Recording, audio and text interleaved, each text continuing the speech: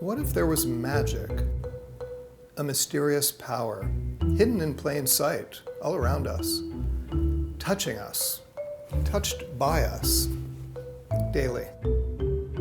Wouldn't we want to learn how this magic works, how to work with it consciously and effectively, how to ensure that it works for the benefit of ourselves, our communities, our world? How to use this magic to cast good spells and to break the bad ones.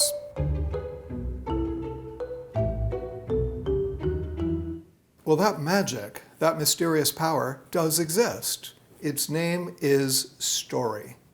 My name is Amnon Bookbinder, and this is The Biology of Story, a course about story. What it is, how it works with us, the gifts it holds in store, and the traps it can lead us into. Other courses tell you how to make $1 million in real estate. But the world's true wealth is not dollars, it's story.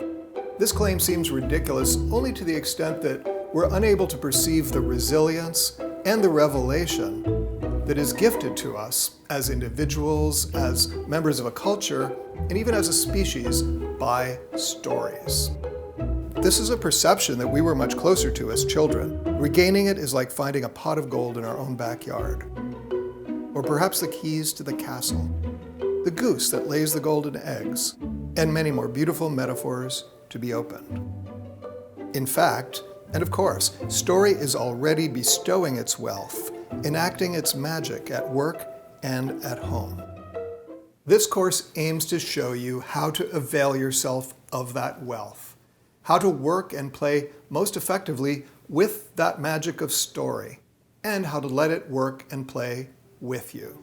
Whether you are a creator telling stories in old or new media, a professional seeking tools to deepen and transform your practice, or just a human being seeking to live more keenly, a deeper engagement with story is the way through which to uncover sources of deep inspiration and transformative insight, yielding a renewal of practice and a rediscovery of the world as a place of enchantment. Whether your field is in the arts, media, education, health, business, or any of the many areas where story plays a central role, this course will speak to aspects of your experience and practice that typically go unaddressed. Make no mistake, not only is story the true wealth of the world, but our world has never needed us to work more consciously with the magic of story than it does now. You probably have some sense of why I say this. The signs that we need to get a whole lot smarter are here. And stories, at the very least, are how we mobilize our intelligence. Yet how do we know which stories will do this? We have an evolved responsiveness to the pattern of story. Our brain, as we will see, is literally hardwired to story. But the reality is, we live amidst the collapse of the unified narratives that previously gave individuals a sense of meaning, and amidst an overflowing buffet of narratives in an ever wider range of media that we binge on without ever seeming to sate our hunger.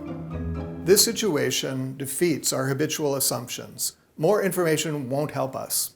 Even more stories, per se, won't help us. Indeed, the situation in a sense, has been brought about precisely by an increase in information and stories. Much of what is disturbed, destructive, and pathological in our world arises from narratives that deform key dynamics and properties of story. Narratives either masking themselves as stories or denying that they are stories.